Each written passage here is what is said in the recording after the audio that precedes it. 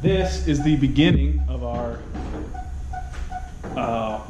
what are we gonna call this? Like our laying hen mobile, egg mobile, I guess you'd call it.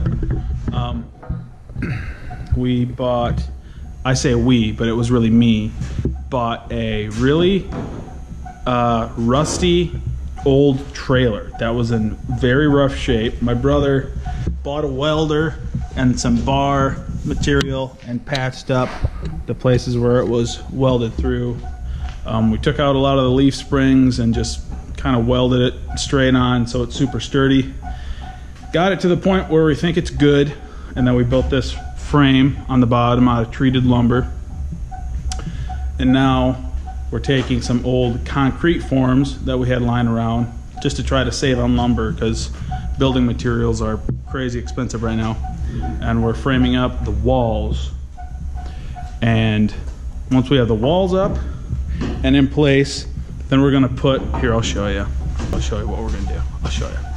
We bought a bunch of wood slats that look like this. So I bought a bunch of these. I think they're 1.5 inches wide by, looks like 1/2 inch thick. We're gonna space those at like 1 inch, maybe 1.25 inches on the floor of that for the chickens to poop on and have their manure fall through to the bottom. It costs about $100 for the slats. We're keeping track of what we're spending on this so we can give you guys an idea of what something like this might cost you guys ish, because everything is going to be different everywhere. We're reusing lots of material. Yeah, so we'll see.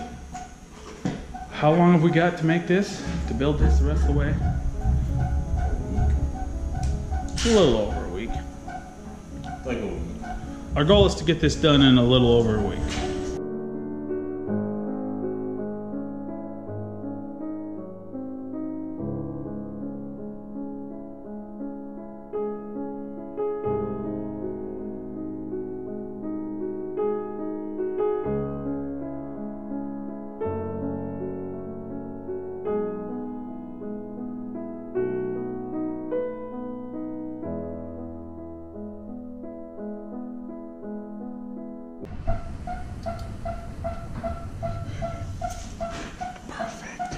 That was perfect acting. It looked like you were actually measuring it. That's how it was.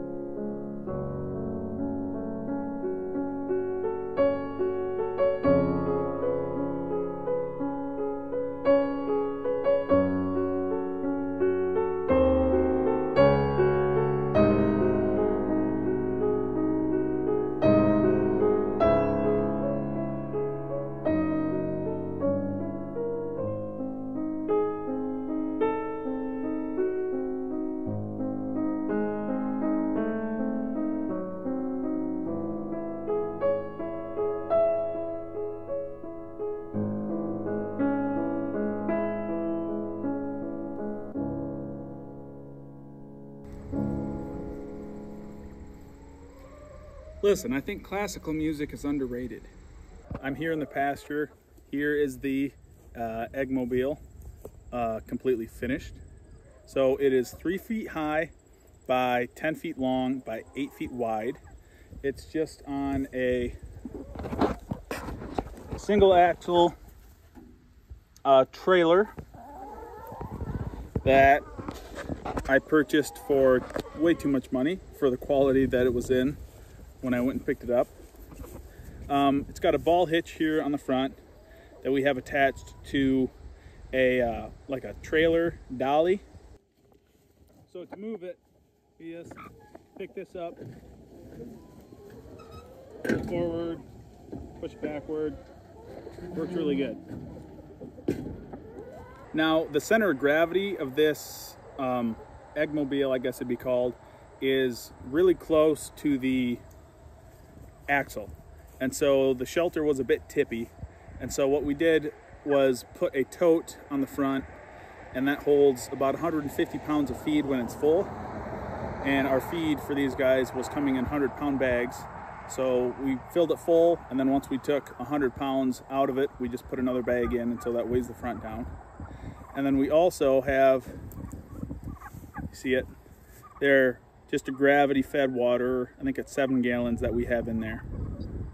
And that also weighs down the front to keep it from blowing over in the wind. It did blow over once when we had 55 chickens. They were all in the back half of this, behind the axle. So 55 chickens times 5 pounds of chicken is a lot of weight. It's like 275 pounds. So we did have to, and you see we're right by the road here. We're right next to the road with these guys right now, so I apologize for any traffic noise. So we did have to weigh it down so that it wasn't so tippy, but you saw in the video we made this pocket in the back of the shelter. You saw me put the steel on here and on the bottom, and we left a pocket that would fit the nesting box that we made for these guys, a rollaway nest box. And we designed it so that we could just slot it right in. Just a little bit of extra room, and you see there's one, can you see? One screw in there, and there's one screw on each side. And those 2 screws are enough to hold this in here nice and sturdy. It's not going anywhere. And then in the wintertime, when we move these guys out from the eggmobile and into their winter housing, we can just take 2 screws out of this, slide it out of the back of the eggmobile, and put it into the chicken coop where they will be this winter. So I just built this based off of videos by Richard Perkins, and I also based the design off of a rollaway nest box that we bought for my mom as a Christmas present 2 Christmases ago, or 1 Christmas ago, I can't quite remember. So the slope of the floor that these guys lay their eggs on, let me lift up this door so you guys can see inside. I did the slope of this floor at 12 degrees. They say all the research I've done says you want the slope of the floor to be between 10 and 14 degrees because we're on pasture here that's not perfectly level. I figured, well, let's go halfway, go to 12 degrees so that it can be 2 degrees this way or 2 degrees that way, and it'll be all right. You see, I cut the floor. Let me lift this mat out. I cut the floor out of this back portion because eggs were breaking, and when they broke, the yolk and the white would just stay underneath this mat, and then it would get stinky, and so I'd have to clean this out. So I just cut the floor out here. I cut out the OSB, and then I put in this heavy-duty wire 2-inch mesh here for the mats to stay on, and it works really well. As you can see, we're having some peeling here, which we expected, but that's the only thing that's been getting wet. So you can see we have overhang on the roof here by about 6 inches or so, but this piece is keeping everything else dry. So you see none of this is splitting. I think I'll just take a piece of sheet steel like this and cut it so that it fits over top of this to keep the water off of it, but it held up a lot better than I thought it would.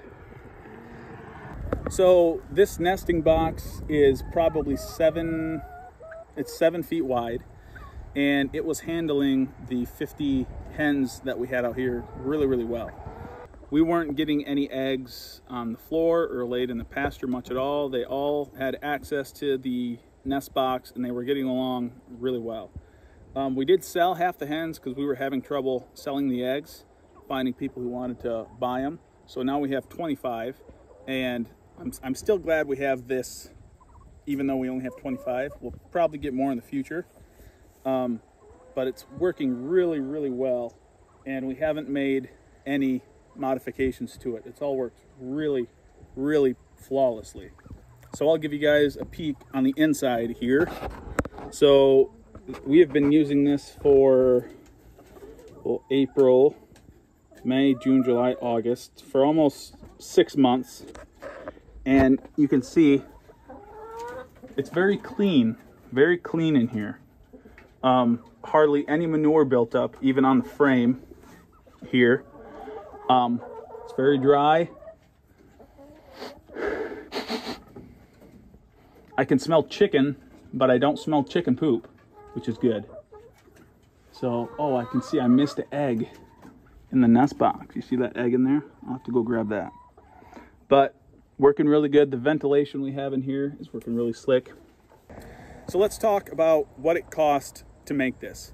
We had all the tools already, but including the nest box build, which we got this material here for free. This is like a plastic coated OSB that we had lying around. So take that into consideration. That stuff is super expensive now.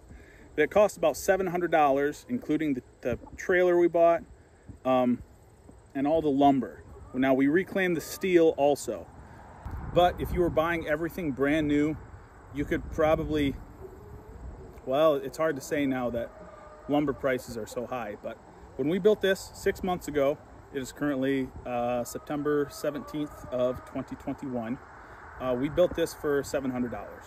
This is kind of a hybrid between the Joel Salatin Eggmobile and the Justin Rhodes Chickshaw. We wanted something in between, and I think we found a good fit. So I just want you to know that when we built this, we didn't have any plans. We were just going off from the size of the frame, the amount of lumber we had, and how many chickens we knew were going to be in it. And we did some research to figure out how much nesting box we needed for the amount of chickens we wanted to have in the shelter. So if you are the type of person who needs to have some sort of plan, some sort of blueprint before you start a project, there are some books that I can suggest. Joel Salatin just came out with his Polyface Designs book. I bought a copy. We didn't use it much building this because we had seen all the YouTube videos of his place and kind of knew the requirements of a chicken shelter already.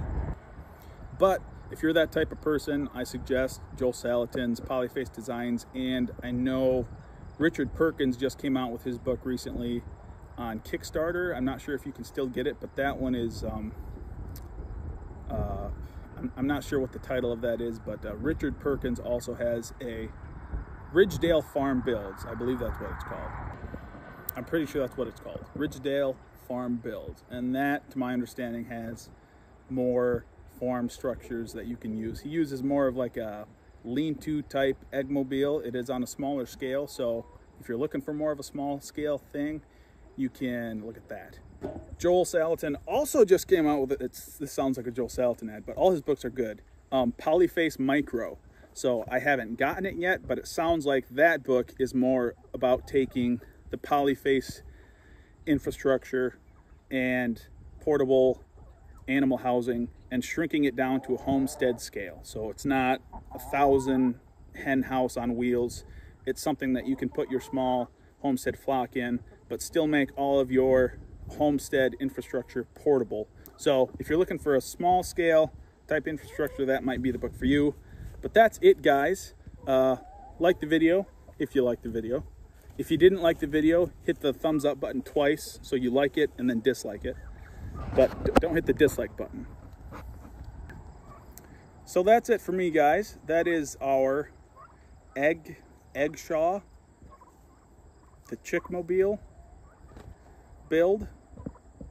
We still haven't come up with a very catchy name for it, but any more questions that I haven't answered yet, drop those in the comments below. Like, comment, subscribe, all that good stuff.